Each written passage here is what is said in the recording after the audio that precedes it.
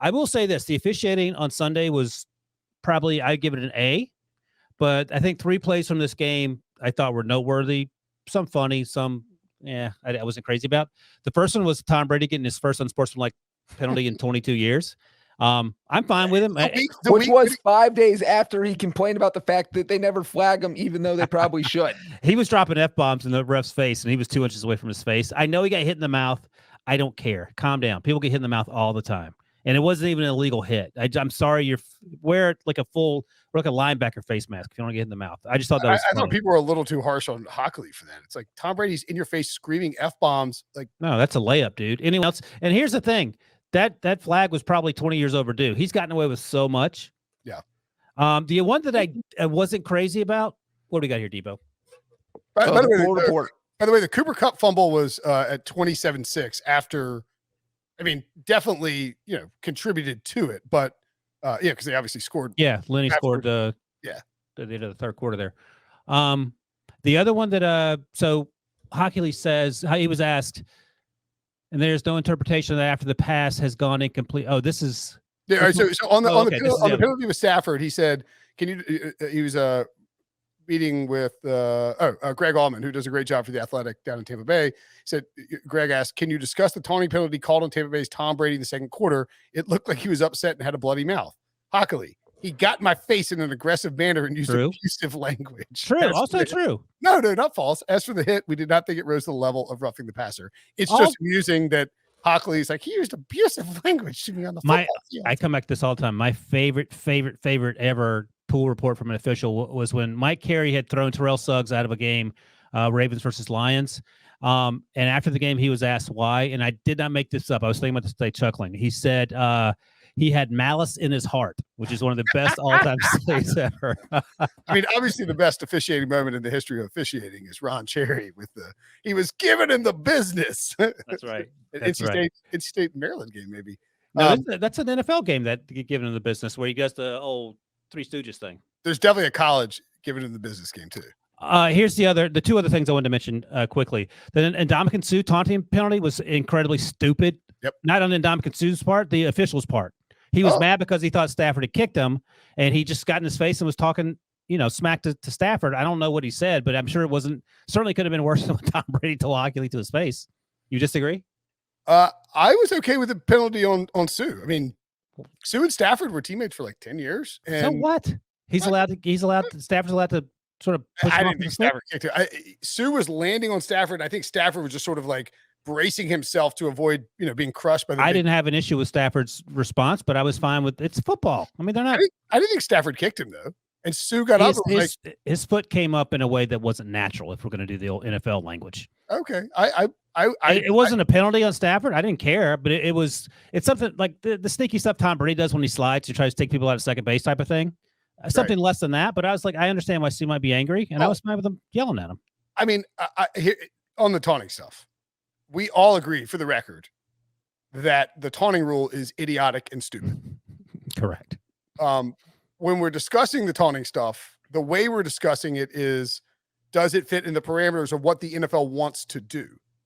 And here's the issue is one crew is flagging Brady for screaming F-bombs to an official when he's bleeding out of his mouth, and also flagging Ndamukong Suh for accusing Matthew Stafford of kicking him. The next crew is not flagging Tyreek Hill for doing the cheetah point, the deuce. I told you he was running so fast they couldn't see him. It was a blur. But I think that the Tyreek Hill is the first taunting penalty of the year this year. And you know what? That was such a blatant one. It feels like it's really weird when they make a rule and then they decide to ambiguously change it without telling anyone. It's like, look, if you want to put this rule in place, okay, that's fine. You want to make it more sportsmanship. You want to make an emphasis on sportsmanship. That's fine, but just call it consistently. And here's the other thing. Yeah, I agree with that. We all agree with that. And it is inconsistent and it's maddening.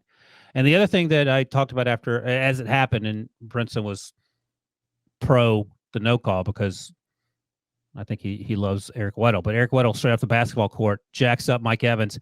If the ball had been in the air 4 milliseconds prior, it's a penalty. That's just a stupid rule. I understand you enforce the proper play, get all that. But I mean, you can just hit someone in the mouth and after the play, and that's fine.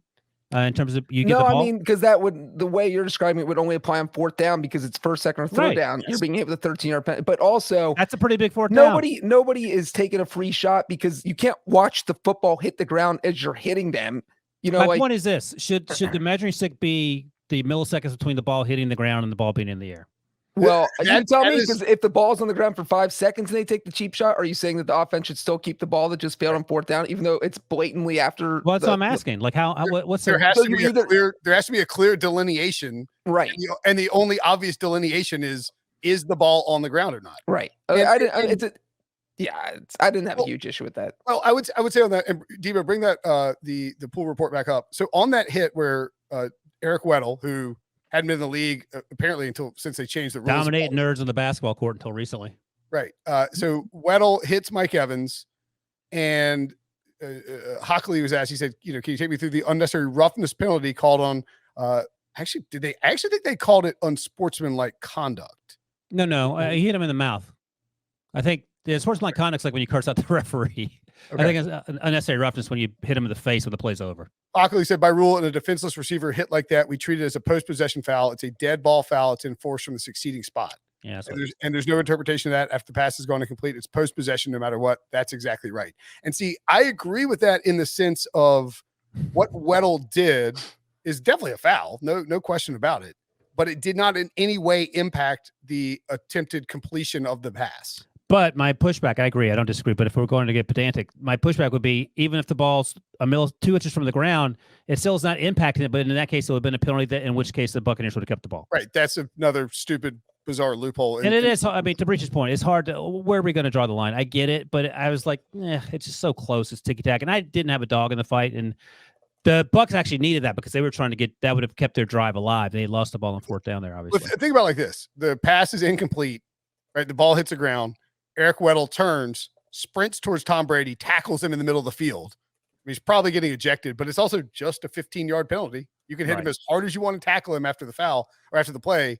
And because the play is dead as soon as the ball hits the ground because it's fourth down, that's why it's a dead ball foul. So I think that I get it. It's not a big deal. It was just something that I made note of. I was like, yeah, it's kind of annoying. I would say that the worst situation would be if the ball was millimeters above the ground and Weddle hit him, and the Bucs got to keep possession because there was no way Mike Evans was going, like the ball's like about to touch the ground. There's no way he's going to like fly down and grab. Then I think folks would have been mad at Weddle for the hit though, because I don't think a lot of people knew the rule. I certainly didn't, that if the ball touches the ground, you can pop him in the face.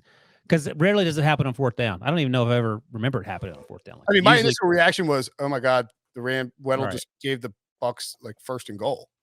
And my initial reaction was Weddle's like, guys, I haven't played in like 5 years. I didn't even know the rules changed. I thought this was legal. Why am I being flagged? Why can't I just hit people? I just want to be here to hit people.